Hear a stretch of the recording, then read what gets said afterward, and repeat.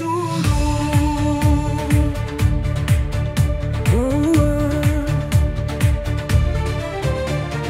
జీవదాత గనుకే జీవిగా వచ్చాడు చూడు, ప్రాణదాత గనుకే ప్రాణం తీయలేదు చూడు.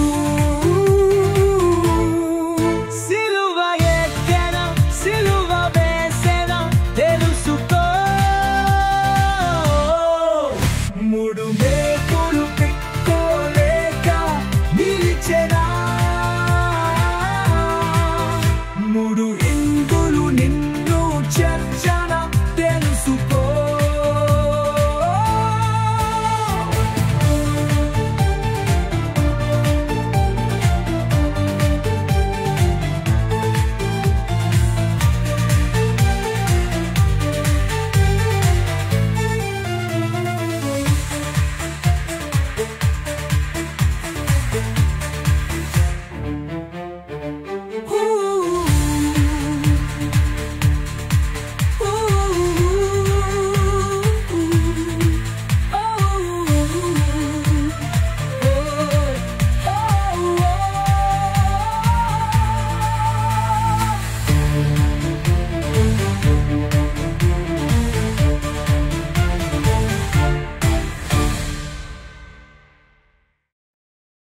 వీడియో చూస్తున్న అందరికీ యేసుక్రీస్తు నామంలో నా వందనాలు తెలియజేస్తున్నాను.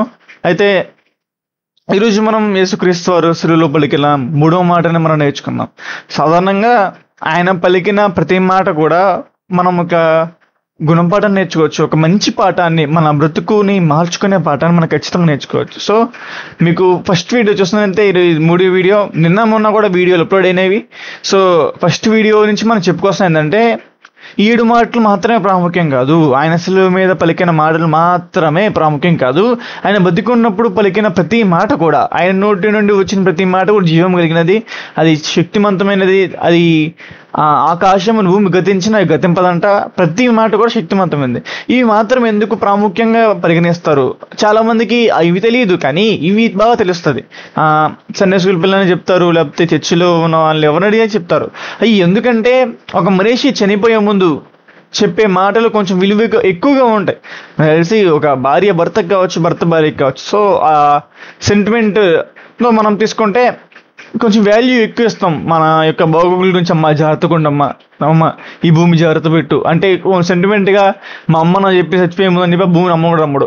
సో ఇలాగ చాలామంది ఉంటారు అనమాట. సో అలాగా పరిగణించుకుంటే కొంచెం విలువగా మనం తీసుకోవచ్చు అని చెప్తాను. సాధారణంగా ఈ మాత్రం విలువైంది నేనైతే ఒప్పుకోను, ఎందుకంటే ప్రతి మాట కూడా ఆయన మనకి ఒక బోధన ఇప్పించేదే, ప్రతి మాట కూడా మన యొక్క జీవితాన్ని సరిచేసే మాటలు ఆయన భూమి మీదకి వచ్చి బతికి మనకి నేర్పించి ఆ మాటలు చెప్పడమే కాదు, ఆ మాటల అనుసారంగా ఆయన బ్రతికి మనకు చూపించి ఒక మాదిరిగా మన గురించి వెళ్ళి ఉన్నారు. కాబట్టి ఆ మాటలు మనం ఈరోజు 7 వీడియోల్లో 7 మాటలు మనం నేర్చుకుందాం. సో చిన్న ప్రార్థన చేసి స్టార్ట్ చేసుకుందాం. పరలోకమైన తండ్రి, నైనా తండ్రి ఈ 7 మాటలు చెప్పడానికి నీవు ఇచ్చిన అవకాశం పెట్టి తండ్రి నీకే కృతజ్ఞతలు తెలుస్తున్నాను తండ్రి. నైనా ఈరోజు 3 మాటలు చెప్తున్నాను తండ్రి. నైనా నీవు నాకు నేర్పించిన జ్ఞానాన్ని తండ్రి యూట్యూబ్ పరిచయంలో తండ్రి నేను వాడబడులో సాయం చేసిన నీకే కృతజ్ఞతలు తెలుస్తున్నాను. నైనా ముందుగా తండ్రి నాకు నీవు ఇచ్చిన అవకాశం తండ్రి, నేను భూమి మీద నాకు ఎవరు మనుషులు లేదు తండ్రి, నీవు నాకు ఇచ్చిన అవకాశాన్ని నేను గుర్తిరిగి తండ్రి దాన్ని సద్వినియోగం చేసుకుని బిడ్డలు మార్చినందుకు తండ్రి నీకే కృతజ్ఞతలు తెలుస్తున్నాను. తల తండ్రి మా టీం దీవించిన ఆశీర్వదించింది తండ్రి. అయినా ప్రతి ఒక్కరు కూడా తండ్రి నీ వాక్యంలోను ప్రార్థనలోను శక్తివంతమైన నిజమైన సత్య బోధులను ఎదుగులను సహాయం చేయని ప్రార్థిస్తున్నాయినా. ఎంతమంది అయితే తండ్రి బైబిల్ వ్యతిరేకంగా మాట్లాడి దూషిస్తున్నారు తండ్రి, వాళ్ళందరూ మూర్లు భూమించే వల్ల మీ అందరూ సహాయం చేయని ప్రార్థిస్తున్నాను తండ్రి. ఎలా తండ్రి నేను చెప్తున్న మాటలు జ్ఞాపకం చేస్తుందండి, ఎక్కడ కూడా వ్యర్థంగా మాట్లాడకుందండి. నేను నీకు ఘనపరిచే మాటలు, నిన్ను ఘనపరిచే మాటలు, నిన్ను హెచ్చించే మాటలు, నీకు మొదటి యొక్క శుభార్త చెప్పే మాటలు ఉండేలా సహాయం చేయని ప్రార్థిస్తూ చిన్ని ప్రార్థన యేసుక్రీస్తు శ్రేష్ఠమైన నామంలో మిక్కిలి వినయముగా తండ్రి అడిగి వేడుకున్నాం తండ్రి, ఆమేన్. యేసుక్రీస్తు సిలువలో పలికిన 3వ మాట ఏంటంటే ఒకసారి ముందు చదువుకొని తర్వాత వివరణలోకి వెళ్దాం. యోహాను రాసిన సువార్త 19వ అధ్యాయం 25వ వచనం. ఆయన తల్లియు ఆయన తల్లి సహోదరియు కొప్ల భార్య అయిన మరియయు మగ్దలేని మరియయు యేసు సిలువ నొద్ద నిలిచి ఉండిరి. అంటే ఆ సిలువ నొద్ద ఎవరు ఉన్నారో అని చెప్పి యోహాను గారు మనం ప్రస్తావిస్తున్నారు. ఇక్కడ ఎవరని? మరియ కొంతమంది స్త్రీలు అక్కడ ఉన్నారండి. ఓకే, సిచ్యువేషన్ అది. ఆ సిచ్యువేషన్ లో మరి యేసుక్రీస్తు చెప్తున్న మాట ఏంటంటే 26వ చూద్దాం. యేసు తన తల్లియు తాను ప్రేమించిన శిష్యుడు దగ్గర నిలిచి ఉండట చూచి, అమ్మా ఇదిగో నీ కుమారుడు అని తన తల్లితో చెప్పాను. తరువాత శిష్యుని చూచి, ఇదిగో నీ తల్లి అని చెప్పాను. ఆ గడియ నుండి ఆ శిష్యుడు ఆమెను తన ఎంట చేర్చుకొనెను. ఇక్కడ సాధారణంగా మనం నేను చదువుకుంటే వెళ్తే అర్థమైపోయింది. ఇద్దరు పక్కపక్కనంట, యేసుక్రీస్తు కనిపించిందంట, యేసుక్రీస్తు చనిపోతున్నారు కదా, సో తల్లి యొక్క బాధ్యత నాకు అప్పగించారు కదా అని నాకు అర్థమైపోయింది. సో నేను లాస్ట్ ఇయర్ కూడా దీని గురించి మాట్లాడాను, చాలా డీటెయిల్గా మాట్లాడాను. కానీ ఈ వీడియోలో చాలా క్లుప్తంగా మీకు అర్థమయ్యేటట్టు మీ జీవితాన్ని సరి చేసుకునే వాక్యాన్ని ఈరోజు మనం చెప్పుకుందాం. సో ఈ మాట వెనుక భావం మనం ఆలోచిద్దాం. అసలు యేసుక్రీస్తు అనవలసిన పరిస్థితి ఎందుకు వచ్చింది? యేసుక్రీస్తు అలా ఏమని ఇదిగో నా తల్లి, ఇదిగో నీ తల్లి అని శిష్యుడికి అప్పగించడం ఏంది? యేసుక్రీస్తు సహోదరులు లేరా? సహోదరులు ఉన్నారండి. చూద్దాం బైబిల్లో యేసుక్రీస్తు వారి సహోదరులు ఉన్నారు. మత్తయి సువార్త, మార్కు సువార్తలు ఉండేది. ఫస్ట్ మత్తయి సువార్త చదివి మార్కు సువార్తకి వెళ్దాము. మత్తయి సువార్త 13వ అధ్యాయము 55వ వచనం చూద్దాం. ఇతడు వడ్లవాని కుమారుడు కాడా? ఇతని తల్లి పేరు మరియ కదా? యాకోబు, యోసేపు, సీమోను, యూదా అను వారు ఇతని సహోదరులు కారా? చూసారా, యేసుక్రీస్తు వారిని నజరేతులో ఉన్న వాళ్ళు క్వశ్చన్ చేస్తూ, ఈయన ఇంత అద్భుతాలు ఎలా వచ్చాయి, ఇంత పవర్ ఎలా వచ్చని చెప్తూ ఆయన కింద ఏం చెప్తున్నారంటే, ఇతను వడ్లవాని కుమారుడు కాదా? ఇతని తల్లి పేరు మరియ కదా? యాకోబు, యోసేపు, సీమోను, యూదా అని వారు ఇతని సహోదరులు కారా? అలాగే ఇతని సహోదరులు మనులు మనతో కూడా ఉన్నారు కదా అని అంటున్నారు. సో అంటే ఇక్కడ యేసుక్రీస్తు పుట్టిన తర్వాత చాలా మంది పుట్టారు. అలా పుట్టిన వాళ్ళు ఎందుకు సిలువ దగ్గర లేరు? ఎందుకు శిష్యుడికి అప్పగించాల్సిన అవసరం వచ్చింది? భర్త వేయడు. నాకు తెలిసినంత వరకు లెక్క వేసుకుంటే యేసుక్రీస్తు సుమారు 33 సంవత్సరాలప్పుడు చనిపోతారు. అంటే మరియ నాకు తెలిసి 20 ఆ ఏజ్లో అంటే అప్పుడు ఆ ఏజ్లో యేసుక్రీస్తు గర్భం ధరించి ఉండొచ్చు. సో అప్పుడు నుండి 20 + 33.5 వేసుకుంటే సుమారు మరి 50-55 అటు ఇటు అవుతుంది. సో 50-55 అంటే వృద్ధాప్యంలోకి ఎంటర్ అయ్యే ఏజ్ అనమాట. సో వృద్ధాప్యంలో ఉన్న తన తల్లిని యేసుక్రీస్తు వారు విడిచిపెట్టట్లేదు. చూసారా, గమనించారా? వృద్ధాప్యంలో తన తల్లిని ఆయన విడిచిపెట్టకుండా ఏం చెప్తానంటే, తను వెళ్ళిపోతుండగా ఎదురుగా ఉన్న శిష్యుడికి తన బాధ్యత, తన కుమారుడి యొక్క బాధ్యత అప్పగిస్తున్నాడు. ఎందుకు అలా అప్పగించాల్సి వచ్చింది? కుమారులు లేరా? ఉన్నారు. చెప్పాను కదా, మత్తయి సువార్త, అసలు మార్కు సువార్తలో చూద్దాము సేమ్ దీని గురించి.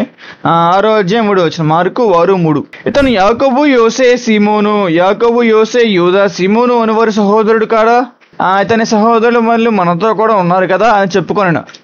సో మనకి ఇక్కడ అర్థం అవుతుంది ప్యూర్గా ఏంటంటే, ఇక్కడ యేసుక్రీస్తు వారి సహోదరులు ఉన్నారు. ఆ సహోదరులు యేసుక్రీస్తు వారిని నమ్మలేదు. యేసుక్రీస్తు వారిని నమ్మలేదు. ఎందుకు నమ్మలేదు చూద్దామా. చాలా మరి ఈ మాట చాలా మంది ఎత్తి చెప్తూ ఉంటారు, చాలా మనకి ఆశ్చర్యం వేస్తుంది. మత్తయి సువార్త 11వ అధ్యాయము చాలా మంది కుటుంబాన్ని దూషిస్తా మాట్లాడుతూ ఉండే మాట ఇది. 11వ అధ్యాయము 46వ వచనం. ఆయన జనసమూహమును ఇంకనూ మాట్లాడుచుండగా, ఇదిగో ఆయన తల్లియు ఆయన సహోదరులను ఆయనతో మాట్లాడు గోరు వల్లని వెలుపల నిలిచిండని. తల్లి వచ్చిందంట, తల్లితో పాటు సహోదరులు కూడా వచ్చారంట. అలా వచ్చి మేము వచ్చాము విఐపి అని చెప్పకుండా వెలుపల ఉన్నారంట. వెలుపల ఉంటే వీళ్ళు ఉన్నారు కాబట్టి చూసి ఒకడు వెళ్ళి, ఇదిగో నీ తల్లియు నీ సహోదరులు నీతో మాట్లాడవాలని వెలుపల నిలిచి ఉన్నారని అతనితో చెప్పాను. అందుకైనా అతనితో ఈ సంగతి చెప్పిన వారిని చూచి, నా తల్లి ఎవరు, నా సహోదరులు ఎవరు అని చెప్పి తన శిష్యుల వైపు చేయి చాపి, ఇదిగో నా తల్లియు నా సహోదరులను చెప్పాను. పరలోకమందున నా తండ్రి చిత్తము చేయువాడే నా తల్లియు నా సహోదరుడు అని చెప్పాను. సో ఈ మాటని పట్టుకొని తన సహోదరులు తనని వెంబడించారనమాట. తనని చివరికి ఎలా అంటారంటే, వీళ్ళు అప్పగిద్దామా అనేట్టు మారిపోతారు. అంటే ఇక్కడ యేసుక్రీస్తు వారు చెప్తున్న సందర్భం వేరు. ఎవరు నా తల్లి, ఎవరు నా సహోదరుడు అంటే తండ్రి చిత్తము చేయువాడే నా తల్లి నా సహోదరుని చెప్పారు. సో ఇది తీసుకొని వాళ్ళ యొక్క మనసులో నాటుకుపోయింది. ఏమందంటే సహోదరులకి ఆయన ఇలా అన్నాడు చెప్పి ఇలా అన్నాడు కాబట్టి మనం తల్లిని తనలో చేర్చుకోలేదు. నాకు తెలిసినంత వరకు మన ఈ కాలంలో ఒక ఆర్గ్యుమెంట్ అయ్యేది, కూతురు కొడుకుకి ఆస్తి పంపనప్పుడు సాధారణంగా కూతురికి ఆస్తి ఇవ్వరు అనమాట. సో కూతురికి ఆస్తి ఇస్తుంటే కొడుకు నచ్చదు. కొడుకు ఏంటంటాడు, నీకు ఆస్తి ఇవ్వడం మొత్తం దానికి ఇచ్చేయి, నా ఎగ్గు గొర్రెకు దాని దగ్గర వేసావు అన్నట్టు మాట్లాడుతూ ఉంటారు అనమాట. సో ఆ కాలంలో కూడా ఇట్లా జరిగి ఉండొచ్చు. ఎందుకంటే నీకు ఏసి కావాలంటే మా దగ్గర ఉండకు, వెళ్ళిపో అని చెప్పే సహోదరులు ఉండొచ్చు. అందుకే వాళ్ళ సహోదరులు తనతో లేరు. అంతే కదా, అంత వృద్ధాప్యంలో విడిచిపెట్టాల్సిన అవసరం ఏంటి? లాజిక్ కదా. సో ఎంతమంది సహోదరులు ఉన్నారు, సహోదరిమణులు ఉన్నారు, మరి ఎందుకు వాళ్ళు రాలేదు? వాళ్ళు యేసుక్రీస్తుని ద్వేషించారు. యోహాను సువార్త 3వ అధ్యాయంలో అనుకుంటాను చాలా చక్కటి మాట ఉంటుంది. యోహాను సువార్త 7వ అధ్యాయంలో చూద్దాం. యోహాను సువార్త 7వ అధ్యాయము 3 నుండి 5 వచనం చూద్దాం. ఆయన సహోదరులు ఆయన చూచి, నీవు చేయుచున్న ఈ క్రియలు నీ శిష్యులు చూచున్నట్లు ఈ స్థలం విడిచి యోదయాకు వెళ్ళుము. జనరల్గా ఆయన గలిలయ ప్రాంతంలో మరి శిష్యులు తన తల్లి యేసుక్రీస్తు కూడా నివసించారనమాట. నజరేతు గలిలయ ప్రాంతం కదా, కపెర్నహూము అని గలిలయ మీకు తెలుసు మ్యాప్ చూపిస్తాను చూడండి. మ్యాప్ గలిలయ పైన ఉంది, యోదయ కింద ఉంది. గలిలయలో ఉన్న ఆయన సూచక్రియలు వేస్తుంటే ఆయన వచ్చి శిష్యులు ఏమన్నారంటే, నీవు చేయుచున్న క్రియలు నీ శిష్యులు చూసినట్లు ఈ స్థలం విడిచి యోదయాకు వెళ్ళుము. అంటే పైనుండి కిందకి వెళ్ళము. యోదయ కిందకి వెళ్ళాలి చెప్పనా? యోదయాలయంలో ఆయన పట్టుకుందని ప్లాన్ వేస్తున్నారు. యోదయాలో పట్టుకుందని ప్లాన్ వేస్తున్నారు కాబట్టి ఇక్కడి నుంచి వెళ్ళిపో. బహిరంగముగా అంగీకరింపబడ గోరువాడవై ఉన్నట్లు తన పని రహస్యంగా జరిగింపడు. నీవు ఈ కార్యములను చేయుచున్న ఎడలా నిన్ను నీవే లోకమును కనపరుచుకోమని చెప్పాను. ఆయన సహోదరులైనను ఆయన యందు విశ్వాసం ఉంచలేదు. ఆయన సహోదరులు ఆయన యందు విశ్వాసం. ఎంత మాట ఇది, ఎంత మాట! బైబిల్ స్టాంప్ ఒక్కసారి రాయబడిందంటే మార్చలేం కదా. ఆయన సహోదరులైనను ఆయన యందు విశ్వాసం ఉంచలేదంట. యేసు నా సమయం ఇంకా రాలేదు అంటే ఈయన యోదయ వెళ్ళిపోయి చంపేస్తారు. ఈయన యోదయ వెళ్ళాడని చంపేస్తారు. సో యోదయ వెళ్ళాడు అంటే చంపేస్తారు. నా సమయం ఇంకా రాలేదు, మీ సమయం ఎల్లప్పుడూ సిద్ధంగా ఉన్నది అని చెప్పాను. జనరల్గా ఆ సందర్భం ఎంత ఆయన రహస్యంగా వెళ్తాడు అనమాట. సో అది పక్కన పెట్టేస్తే మరి సహోదరులు ఆయన అంగీకరించట్లేదు. చూసారా మాట బైబిల్ ఉంది, ఆయన సహోదరులైన ఆయన ఎందుకు అంగీకరించలేదు. ఇంకో మాట ఉండిద్ది, వీళ్ళ దగ్గరుండి అప్పగిద్దాం ప్లాన్ వేస్తారంట సహోదరులు పిల్లలకి. సో ఇలాగా తన సహోదరులు నమ్మలేదు. నమ్మకపోగా వాళ్ళ తల్లిని కూడా యేసు దగ్గరికి పంపించారు. అలా ఇంకా చూసుకో, అసలు మాకు సంబంధం లేదు, నీకు ఏసు కావాలంటే వెళ్ళిపో.